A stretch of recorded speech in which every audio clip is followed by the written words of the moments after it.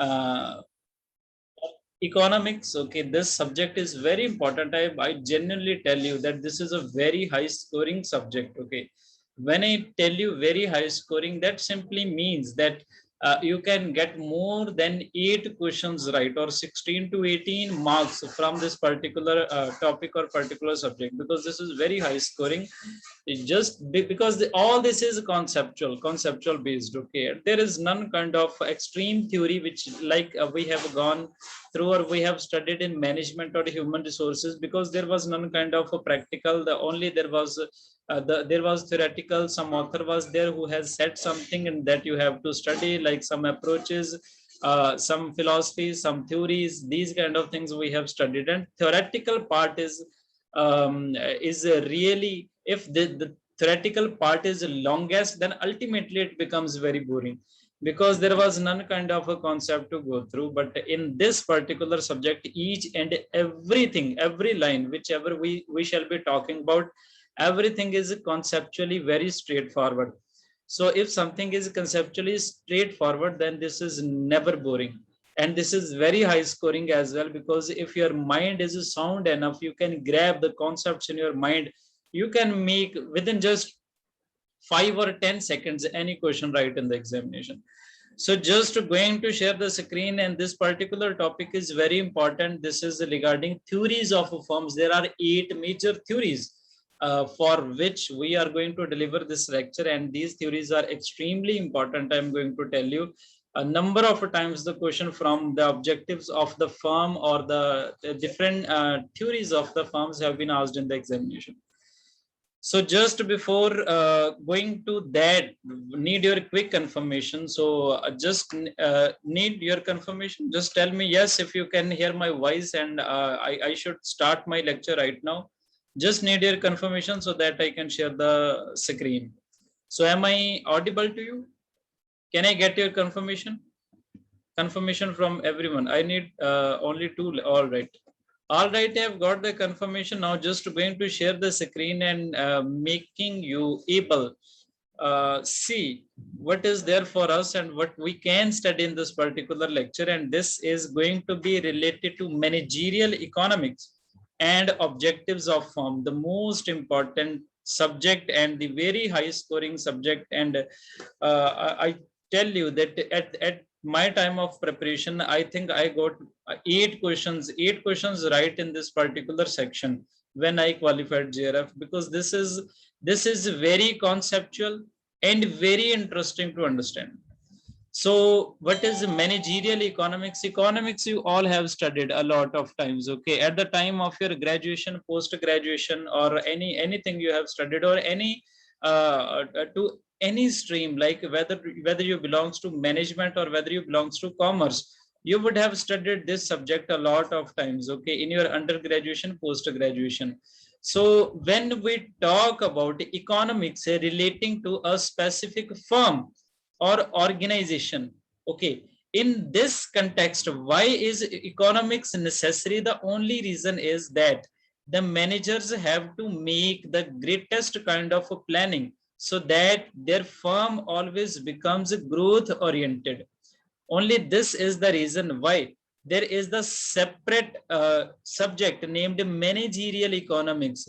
The word managerial has been attached with economics. The only reason being that this subject is for managers of the organization, because they have to take into consideration a long run planning which will be the growth oriented for the firm.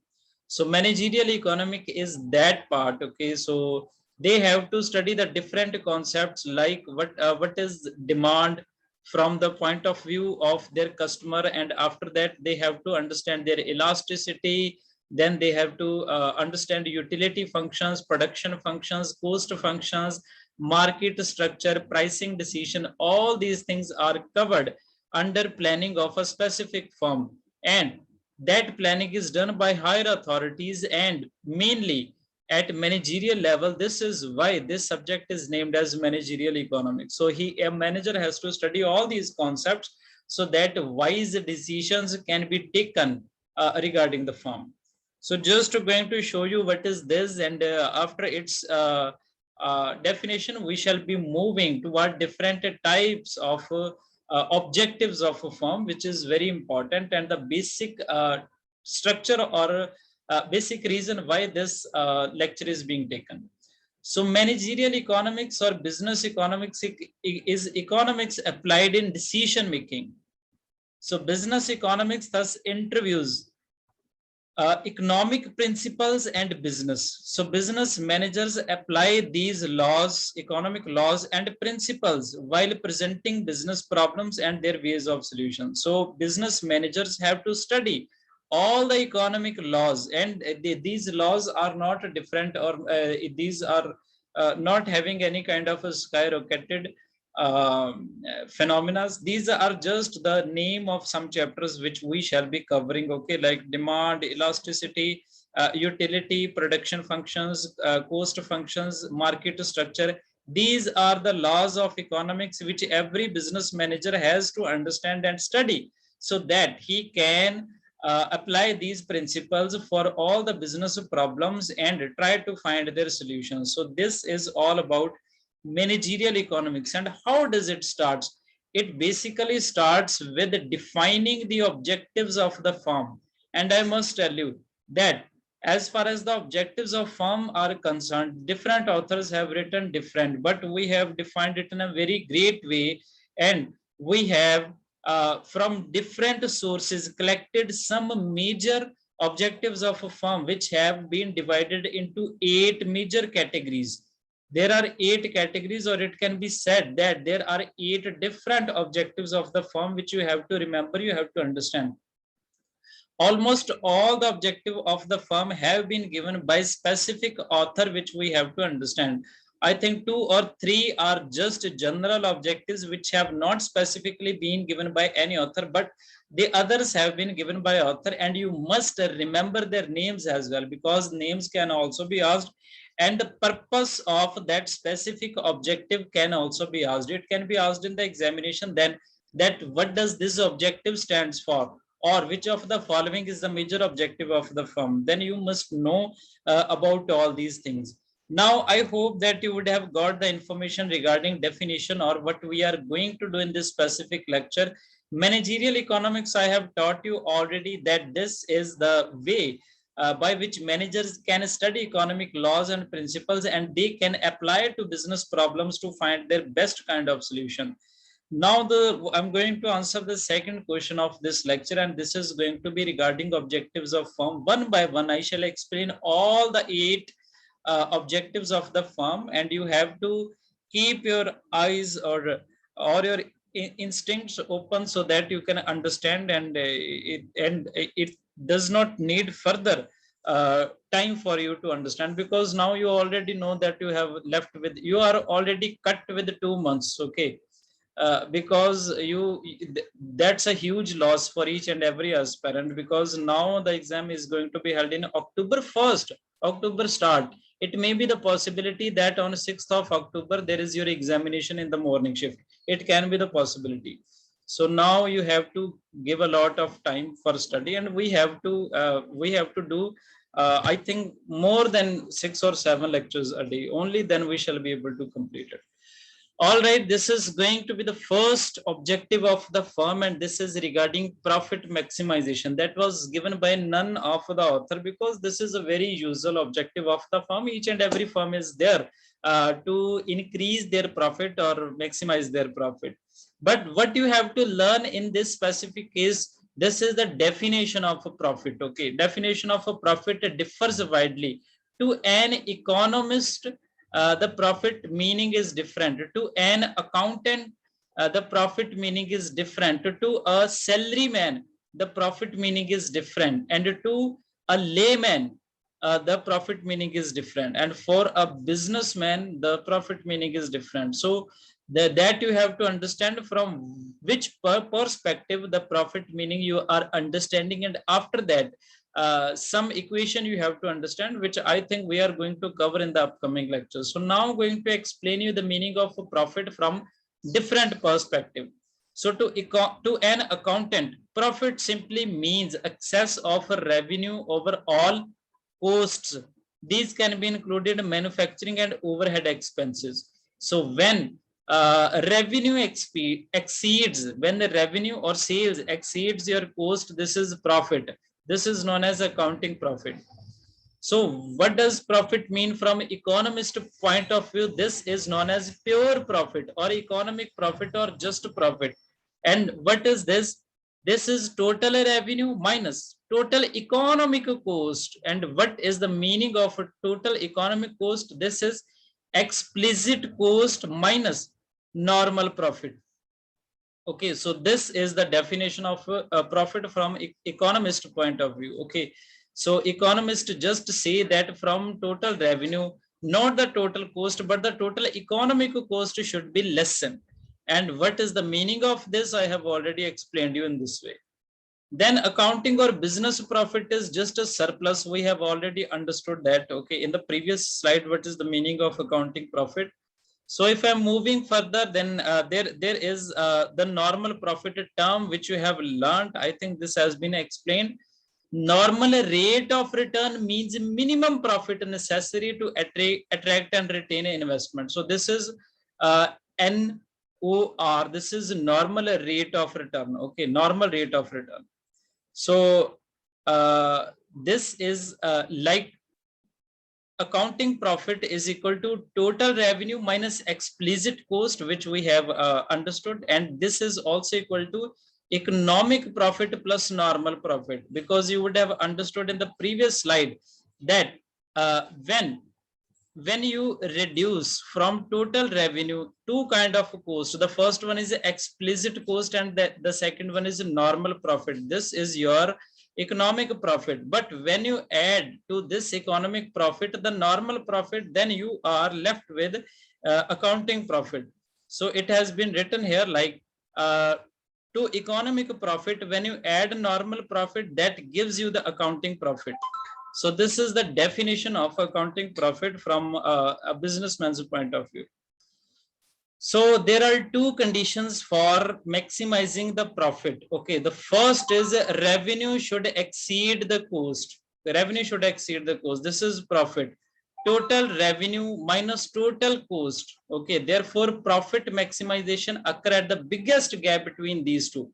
So if total revenue is greater than total cost, only then you can earn profit. Otherwise, the equation shall result in a negative, and if this is negative, that ultimately means there is a loss. The second one is a firm can maximize profit only where it produces the output where marginal revenue is equal to marginal cost. So this is the second condition.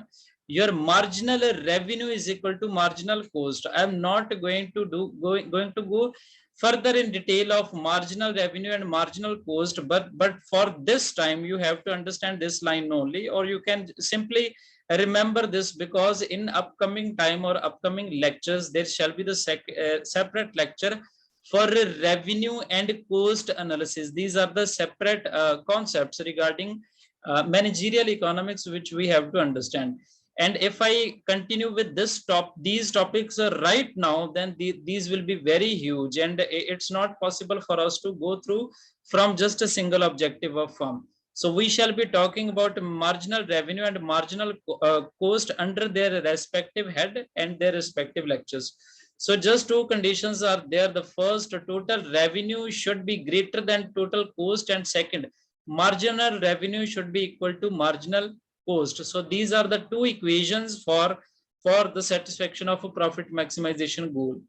Now we move further and we see what is there for us. The second one is revenue or sales maximization theory of a firm. Okay, the first, what was the first? First was the profit maximization theory or profit maximization goal. The second is revenue or sale maximization goal. That has been given by a specific author, Professor Baumol. The Professor Baumol has given this particular theory, and he has said that the goal of the firm should not be to exceed profits only. You are not supposed to concentrate on profits only. Do not concentrate on these. Okay, you can earn profit ultimately if you increase your sales. So your purpose or the theory or the firm's goals should be to maximize sales only. If you maximize your sale, ultimately your profits are going to be maximized. So he has written a book named as Business Behavior, Value and Growth, and he gave theory of sale maximization. And his main, and he told that the main aim of the firm is to maximize sales only, because sales increased, ultimately profit increased. Okay, so by sale he meant total revenue earned by the sale of a good. So he told that while increasing the sale, if you are able to increase the sales, ultimately you shall be able to increase your total revenue. If your total revenue is exceeded, ultimately your net revenue or net profit shall also be increased. So your purpose should be concentrated towards maximizations of sale only. That all was written in his book, Business Behavior, Value and Growth. So that was about the second theory, and we see what is there further. So according to this theory, once profit reach acceptable level, the goal of the firm becomes maximization of sale revenue rather than maximization of profits. He just means to say that a satisfactory level of profits achieved, then just ignore profits. Don't concentrate about profit, just concentrate about your revenue. Revenue, ultimately sales, because the sales are the only ways by which you can generate the revenues. So that was the second theory, and in this particular lecture we have gone through from two theories. The first is profit maximization, the second one is sales maximization. The third one is going to be maximization of satisfaction. This is the third theory. One or two authors have been attached with this, and the most important name is of Skitowski.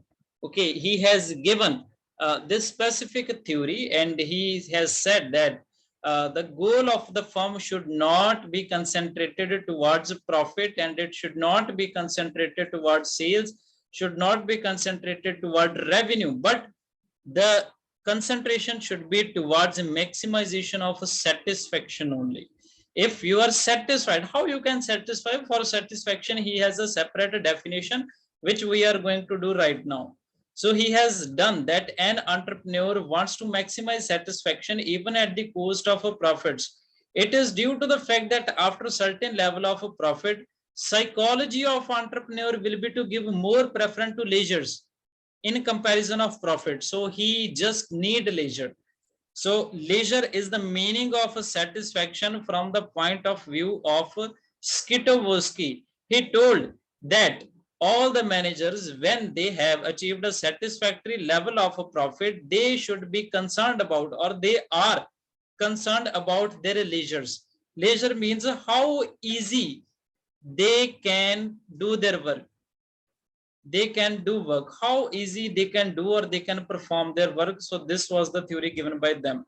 So after a satisfactory level of profits, they prefer to their satisfaction, psychological satisfaction, which is achieved through the means of leisure in comparison to profits. So it was there in their theory. Okay, so Skitowski, the second name I have told you in this specific lecture. I have told you three objectives: the first, profit; second, revenue or sales; the third, maximization of satisfaction.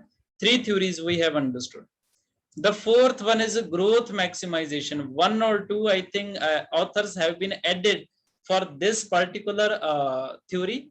Okay, so this says that you should be concerned about growth maximization only, and different authors have different meaning for the word growth, and we shall see after reading what's the meaning of growth from this particular theory's point of view. So the credit of this objective goes to Mrs. Penrose. Okay, she was the lady who gave this particular theory, and number of other authors are also there which came after Mrs. Penrose. And what did she tell? She wrote a book named The Theory of the Growth of the Firm. She suggested modern managers are more interested in objectives of growth maximization rather than profit maximization. So you must be concerned about growth maximization. So now we see what's the definition of that. And it is told that after this theory, after her book, some other authors also came into play, and they were like R.I. Morris and Baumol as well. They also suggested the same kind of things again. According to this theory, rate of growth and potential of growth are the yardsticks used to measure the success of firm. They told that what is your rate of growth, like how much you have achieved from the previous level, like from the point of view of shareholders' wealth or the wealth of the organization, how much you have contributed in this particular year. Rate of growth and potential of growth, these two should be the main concern of the firm. The manager of the firm aims at maximizing the growth of his firm. The growth of firm implies increase in size, production, and sales. So this is basically the definition of growth from the point of view of this particular theory. It tells that how much you have increased your firm in size, increase the level of production, increase the level of sales. The firm may grow in size by expanding new markets domestically or globally, or it can be done in any way, like creation of new product or enlarged demand. So this was the crux of that particular theory started by Mrs. Penrose. So I have given you information regarding 4 theories. The 5th one is going to be maximization of managerial utility or discretion theory. Okay, 4 persons are basically attached with this particular theory. So the theory of managerial utility maximization was developed by Berle, Means, Galbraith, and Williamson. They 4 gave this theory, and this is known as managerial discretion theory as well. This theory is based on the concept that shareholders of the firm are to shareholders and owners are and managers. Shareholders or owners and managers, these two are separate groups or separate parties, or these are separate entities to the organization. They two are separate people to each other, and the decision of the firm is in the hands of managers. So once the managers have achieved a level of profit, they will pay satisfactory dividends to shareholders and still ensure growth. They are free to increase their own emoluments. Okay, so what does this theory, as the name suggests, this theory just say that the shareholders or owners and the managers, these two are different entities, and once, so they are ultimately appointed for the decision making in the firm or organization. When they have achieved the level of a certain profit, they shall distribute that profit into the in all the shareholders and owners of the company.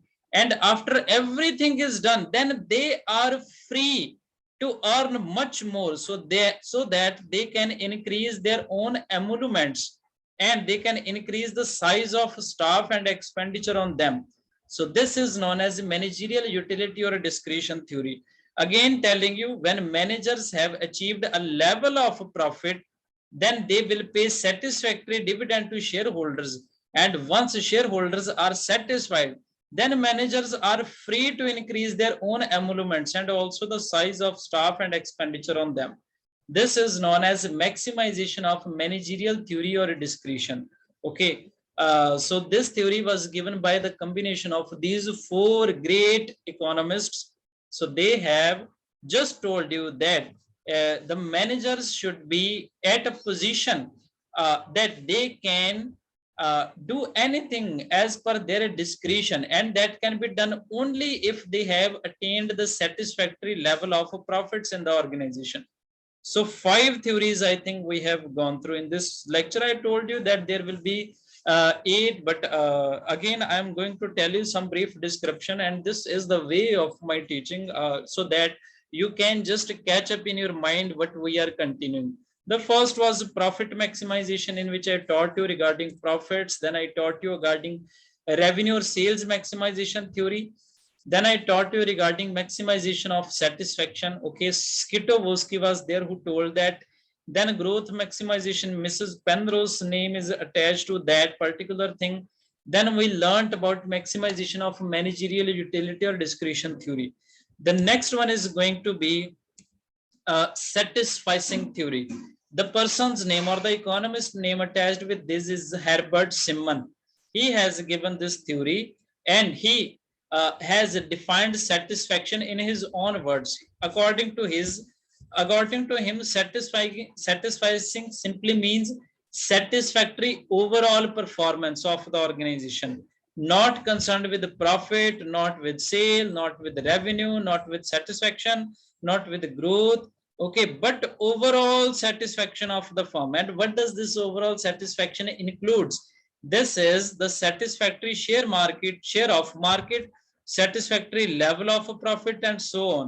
Each and everything is included in that. So he tells that if your overall performance from all the indicators, okay, from all the indicators, like these can be from profit point of view, from growth point of view, from sales point of view, revenue point of view, operational profit point of view, or human resources point of view, your overall performance of the organization on the basis of all these indicators ensures that whether you are growing or not. So this is about satisficing theory as given by the famous author Herbert Simon.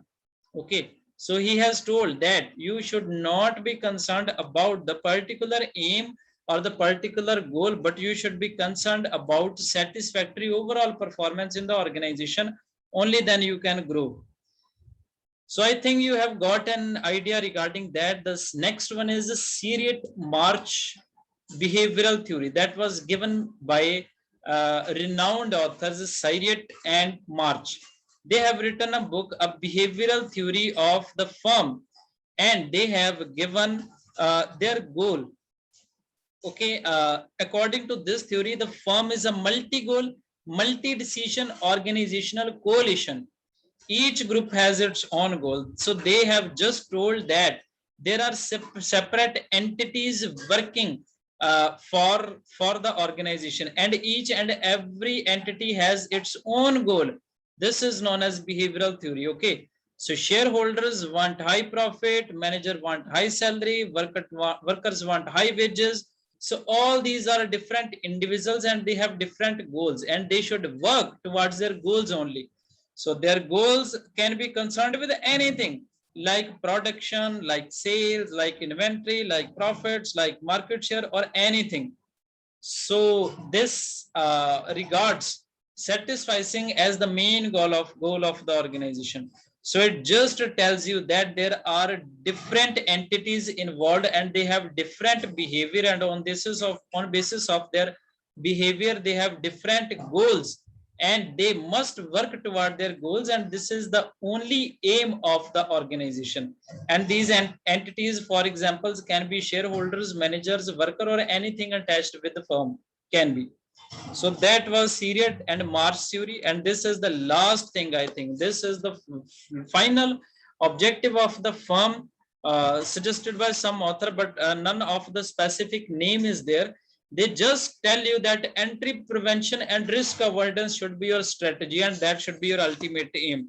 What is entry prevention? Entry prevention means you should be master or leader of your product, of your leader of your market, so that you don't allow newcomers to come into the in the picture or come in the industry.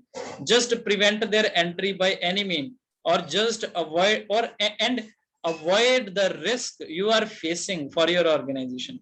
So another objective firm suggested by economists is to prevent entry of new firms into the industry, and they can have any motive. Like if you prevent the entry of upcoming firms, then you can maximize profit in long run. You can secure constant market share. You can avoid risk caused by unpredictable behavior of new firms. Okay, so when you just take the kind of decisions by which you can just prevent the entries of new firms, then you can avoid the risk and you can achieve a number of objectives in the long run. So that was the last theory. In the beginning of this lecture, I taught you that we shall be talking about new subject, and that is going to be managerial economics. I told you regarding its definition, and most importantly, the different aspects involved, like objective of firm. The first, profit maximization, then revenue sales maximization, then maximization of satisfaction, growth maximization, maximization of managerial utility or discretion and satisficing theory, sixth. Then Sayret and March behavioral theory, and finally the entry prevention and risk avoidance theory. So all these things we have studied in this specific lecture, and I must tell you that you have to go through from each and everything. I'm not going to go in details regarding what the new notification was and what is there for us in that notification, because I shall be taking a separate lecture. I shall be recording. I shall give you each and every information. Number of students are asking me that whether they have to apply afresh or not. So we shall be talking about that, and the next lecture for today, this is going to be regarding paper first, and that shall be going to be conducted at 6 p.m. Okay, that shall be the timing, and we shall be talking about paper one, and that is again going to be the first lecture for that. So thank you so much for joining in this lecture, and we shall be meeting soon.